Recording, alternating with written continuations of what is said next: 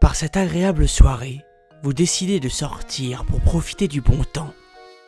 Vous déambulez dans les rues familières alors que les boutiques ferment les unes après les autres.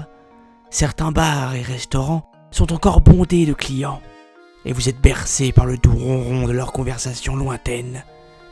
Soudain, vous voyez un homme assis sur un banc, habillé d'un long pardessus noir et d'un chapeau de forme.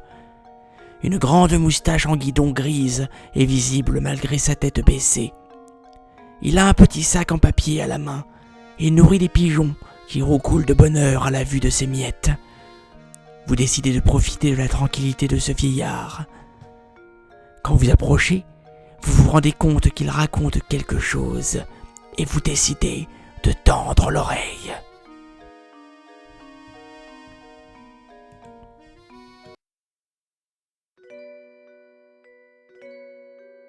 On se souviendra peut-être, ou peut-être pas, qu'en 1878, le général Ignatieff passa plusieurs semaines de juillet au Badischer Hof de Baden-Baden. Les journaux publièrent un communiqué disant qu'il faisait un séjour dans cette ville d'eau au bénéfice de sa santé, prétendument très altérée par des années de soucis et de responsabilités au service du tsar. Mais personne n'ignorait qu'Ignatieff était tombé en disgrâce à Saint-Pétersbourg, et que son absence des centres actifs de l'exercice du pouvoir, au moment où la paix européenne allait et venait dans les airs tel un volant de badminton entre Salisbury et Tchovalov, n'était rien d'autre qu'une forme d'exil poliment déguisé. Je suis redevable des faits relatés ci-dessous à mon ami Fisher de New York, qui arriva à Baden-Baden un jour après Ignatieff, et qui fut présenté en bonne et due forme sur la liste officielle des étrangers sous le titre de Herr Dr. Professor Fischer mit Frogatinnenbed Nordamerika. La rareté des titres au sein de l'élite voyageuse d'Amérique du Nord est un vrai casse-tête pour la personne avisée qui s'occupe d'établir la liste officielle. Sa fierté professionnelle, tout autant que son sens de l'hospitalité, la pousse à pallier cette carence chaque fois que cela est possible.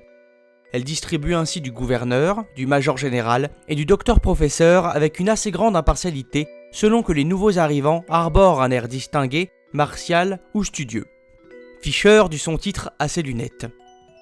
La saison démarrait à peine, le théâtre n'avait pas encore ouvert, les hôtels n'étaient même pas à moitié pleins. Les concerts du kiosque de la Conversation House se donnaient devant un public clairsemé, et les boutiquiers du bazar n'avaient rien de mieux à faire que de se lamenter à longueur de temps sur le déclin de Baden-Baden depuis qu'on y avait interdit le jeu. De rares randonneurs perturbaient les méditations du vieux gardien desséché de la tour sur le Mercuriusberg. Fischer trouva l'endroit vraiment stupide, aussi stupide que Saratoga en juin ou Langblanche en septembre. Il était impatient de se rendre en Suisse, mais son épouse avait sympathisé avec une comtesse polonaise à la table d'hôte, et elle refusait absolument de faire le moindre geste qui pût interrompre une fréquentation si flatteuse. Un après-midi, Fischer s'était arrêté sur l'un des petits ponts qui enjambent la rivière Uxbach, et qui n'est pas plus large qu'un caniveau, suivant paresseusement l'eau du regard en se demandant si une truite du Rangli, de bonne taille, aurait pu nager sans encombre dans ce courant, lorsqu'il vit le portier du Badischer Hof qui arrivait à sa rencontre en courant. « Herr Docteur Professor !» cria l'homme en portant la main à son chapeau. « J'implore votre pardon, mais le noble baron Savitz de Moscou, de la suite du général Ignatieff, est en proie à un accès épouvantable et paraît sur le point de mourir. » En vain, Fischer tenta-t-il de convaincre le portier qu'il avait tort de le prendre pour un spécialiste de la médecine, qu'il n'exerçait d'autre science que celle du poker fermé, que si une fausse réputation lui avait été faite dans l'hôtel, c'était du fait d'une bévue dont il ne pouvait en aucun cas être tenu pour responsable, et que si regrettable que fût la condition du noble baron de Moscou, il ne pensait pas que sa présence dans la chambre du malade pût lui être du moindre bénéfice. Il fut impossible de détromper le portier de l'idée qui avait pris possession de son esprit. Entraîné bon gré mal gré en direction de l'hôtel, Fischer finit par décider de faire de nécessité vertu et de s'expliquer avec les amis du baron. Les appartements des Russes se trouvaient au second étage, non loin de ceux qu'occupaient les Fischer. Un valet français, en proie à une terreur presque panique, sortit précipitamment de la pièce pour accueillir le portier et le docteur-professeur. Fischer tenta à nouveau de s'expliquer sans plus de succès. Le valet avait aussi des explications à donner et sa maîtrise supérieure du français lui permettait de monopoliser la conversation. Non, il n'y avait personne d'autre que lui-même, le fidèle Auguste du baron. Son Excellence le général Ignatieff, son Altesse le prince Koloff, le docteur Rapperschwil, toute la suite, tout le monde était parti ce matin en voiture à Gernbach. Le baron, entre-temps, avait été frappé par une maladie effrayante, et lui, Auguste, était au désespoir. Il suppliait monsieur de ne pas perdre de temps en vaines paroles, mais de courir au chevet du baron, qui semblait déjà dans les affres de l'agonie. Fischer suivit Auguste dans la chambre intérieure. Le baron était étendu sur le lit avec ses bottes, son corps presque plié en deux sous l'emprise impitoyable d'une terrible douleur. Ses mâchoires étaient violemment contractées et la rigidité des muscles autour de sa bouche déformait l'expression naturelle de son visage. Toutes les 2 ou 3 secondes, il laissait échapper un long gémissement et roulait des yeux magnifiques d'une façon pitoyable. De temps en temps, il pressait ses 2 mains contre son abdomen, tremblant de tous ses membres sous l'intensité de la douleur. Fischer oublia ses explications, eût-il effectivement été docteur en médecine, qu'il n'aurait pas observé les symptômes de la maladie du baron avec un plus grand intérêt. « Monsieur saura-t-il le sauver » murmura Auguste terrifié. « Peut-être » répondit monsieur, laconique. Fischer griffonna un mot à l'attention de son épouse sur le dos d'une carte et en confia l'acheminement au portier de l'hôtel. L'envoyé revint avec une grande promptitude, portant une bouteille noire et en verre. La bouteille avait fait le voyage de Liverpool à Baden-Baden dans la malle de Fischer. Elle avait traversé l'océan de New York à Liverpool après avoir fait le trajet jusqu'à New York, directement depuis le comté de Bourbon dans le Kentucky. Fischer s'en saisit avec un empressement respectueux et la brandit en l'air pour l'observer à contre-jour. Il restait toujours 3 pouces ou 3 pouces et demi de liquide au fond. Il émit un grognement de plaisir. « Il existe un espoir de sauver le baron, » dit-il à Auguste.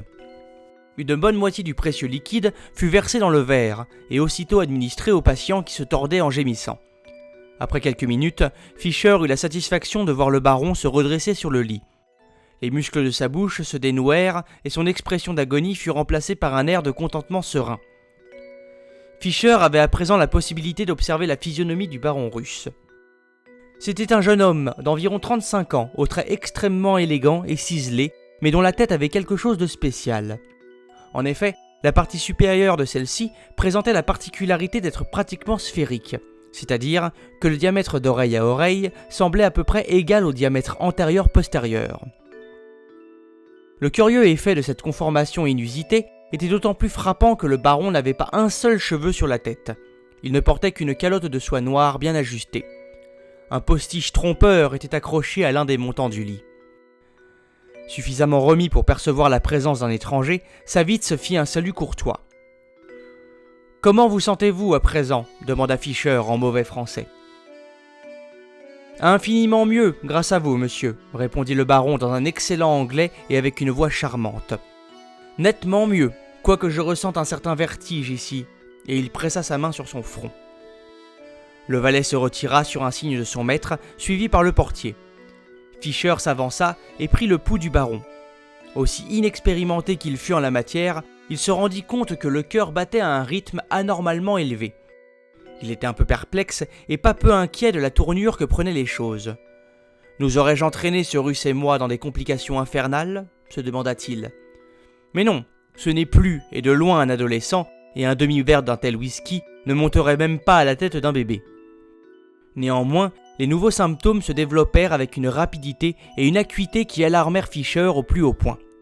Le visage de Savitz était devenu blanc comme du marbre, sa pâleur encore accentuée par le fort contraste avec la calotte noire sur son crâne. Il vacillait, assis sur le lit, serrant convulsivement sa tête à 2 mains, comme s'il avait peur qu'elle n'éclate. « Je ferais mieux d'appeler votre domestique, » dit Fischer nerveusement. « Non, non, » haleta le baron. « Vous êtes un médecin et il faut que je vous fasse confiance. Il y a quelque chose qui ne marche pas là-dedans. » D'un geste spasmodique, il indiquait vaguement le haut de sa tête. « Mais je ne suis pas... » balbutia Fischer. « Pas un mot !» s'exclama le Russe d'un ton impérieux. « Agissez sur le champ. Il n'y a pas 1 minute à perdre. Dévissez le haut de mon crâne !» Savitz arracha sa calotte et la jeta sur le côté. Fischer n'eut pas de mots pour décrire sa stupéfaction en découvrant la texture réelle du crâne du baron. La calotte avait dissimulé le fait que toute la partie supérieure de la tête de Savitz était en fait un dôme d'argent poli. « Dévissez-le » dit à nouveau Savitz. « À contre-cœur, Fischer plaça ses 2 mains sur le crâne d'argent et exerça une légère pression vers la gauche. Le couvercle céda, tournant aisément et régulièrement sur le pas de vis. « Dépêchez-vous » dit le baron d'une voix mourante. « Croyez-moi, il n'y a pas une seconde à perdre. » Et il perdit connaissance. Au même instant, des voix se firent entendre dans l'antichambre, et la porte de la chambre du baron s'ouvrit brutalement, puis se referma avec la même violence. Le nouvel arrivant était un petit homme maigre d'âge moyen, à l'expression alerte et aux petits yeux gris acérés, profondément enfoncés. Pendant quelques secondes, il scruta Fischer d'un regard perçant et presque férocement jaloux. Le baron reprit conscience et ouvrit les yeux. « Docteur Rapperschwyl !» s'écria-t-il. En quelques enjambées rapides, le docteur Rapperschwyl s'approcha du lit et fit face à Fischer et à son patient. « Qu'est-ce que tout ceci ?» demanda-t-il avec colère. Sans attendre de réponse, il saisit grossièrement Fischer par le bras et l'éloigna brutalement du baron. Fischer, de plus en plus étonné, n'offrit aucune résistance et se laissa entraîner et même propulser jusqu'à la sortie. Le docteur Rapperschwyl entr'ouvrit la porte juste assez pour faire sortir l'Américain avant de la faire claquer violemment derrière lui. Un prompt déclic informa Fischer que la clé avait été tournée dans la serrure.